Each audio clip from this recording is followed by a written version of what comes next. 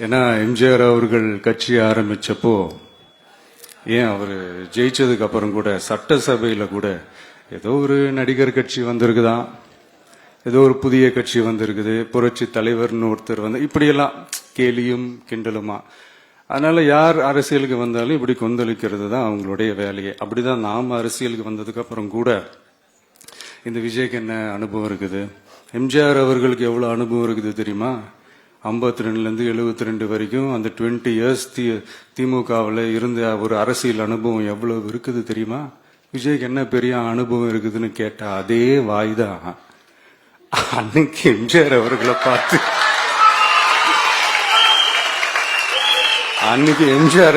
பார்த்து அரசியல் அரிச்சுவடி தெரியாதவரு, கவர்ச்சியை மட்டுமே நம்பி இருக்கிறவரு, அட்டக்கத்தி, வாய் விளம்பர வள்ளல், இவருக்கு கேள்வி மட்டும் தான் கேட்க தெரியும், பதில் சொல்ல தெரியாது, நிருபர்களை சந்திக்க மாட்டாரு, டெல்லியை வகச்சிக்க மாட்டாரு, மேல இருந்து அவருக்கு அவ்வளோ பிரஷர் இருக்குது, அப்படி இப்படின்னு சொன்னதும் அதே வாய் தான். அதனால எம்ஜிஆர் அவர்களை மட்டும் இல்ல, அவருடைய தொண்டர்களை கூட விட்டு வைக்கல. அது என்னது, இந்த பளபளப்பு ஜொலி ஜொலிப்பா பார்த்தா பல்லிழிப்பவங்க,